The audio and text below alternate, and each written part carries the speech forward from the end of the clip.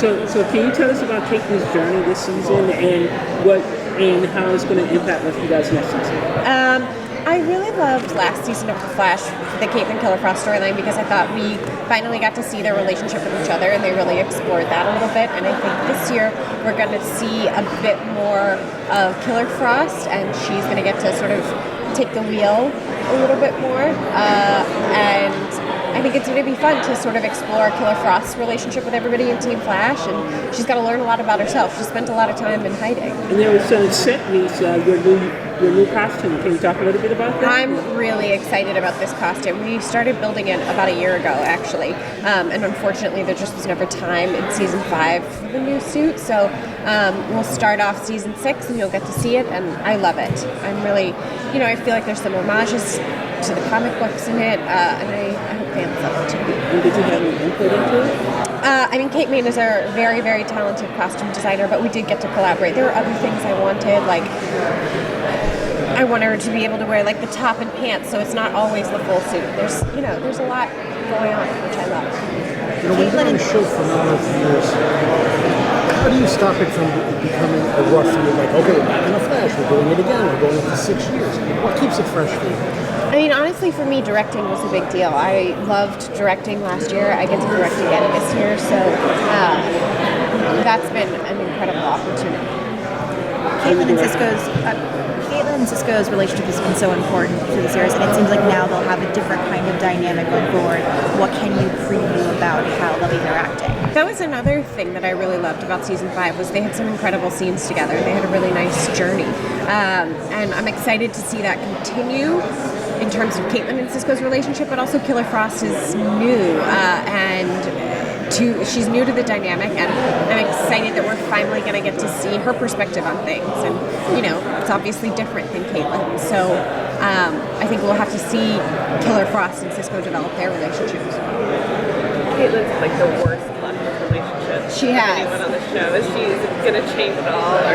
I don't know. I'm really pleased that they finally took the time to have her focus on a relationship with herself rather than with very literally a relationship with herself. Yes. You enjoy that you get to play different versions, the different characters. Oh, it's great. I feel so lucky, to be on a superhero show, to be on a show with great writing where the characters really evolve and change, and to get to play 2 such different characters. It's really fun. And what do you envision Caitlin 3 seasons? Are we still making The Flash 3 seasons from now? Arrow is ending with season 8. But that's a 2-part question. If it goes 3 seasons, where do you think the character is going to be? And then what do you think would be the natural end for the character? The natural end? I don't know. I haven't really thought about these. For me, it's sort of, 1 season at a time. I'm excited for this year. I'm, cautiously optimistic about the crossovers. We'll see. But I do think that will have big consequences. This crossover sounds like it's going to be the biggest they've done yet. Sounds like it. I ask for details, but is there excitement building for it, or is it more like it's going to be a pain in the ass to make happen because it's so hard? We do it for the fans. The crossovers are for the fans because they love them so much. It is certainly a laborious challenge, but again, we do it for the fans, so hopefully they enjoy it.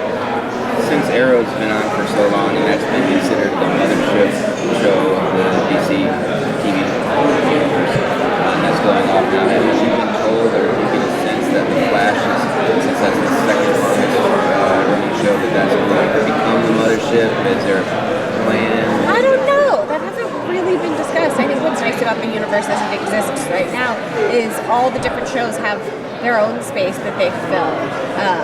And they've found their own way. Legends, we look at where Legends started versus where it's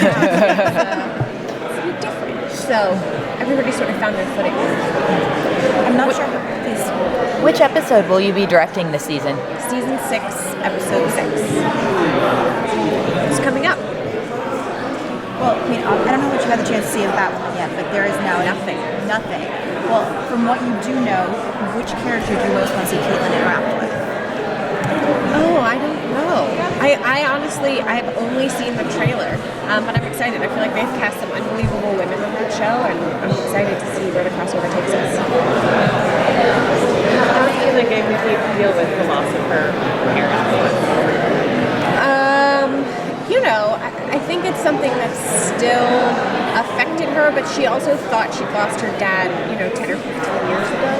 So it's maybe not as raw as it was then when she was so much younger. Did you ever get a script and think about the timeline and be like, what? How is this? Because I directed, I knew that the writers have a timeline that breaks everything down. So I got a copy of that, and that helps. How does the actually, now that you sat on the other side, has that impacted how you act and how you approach the set?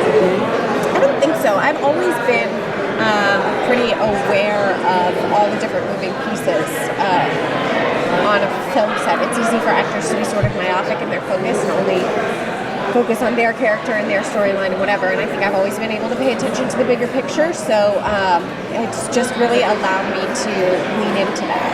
And then, is there anything to tease for next season? So I need to tease for next season? I mean, Crisis, again, biggest crossovers ever.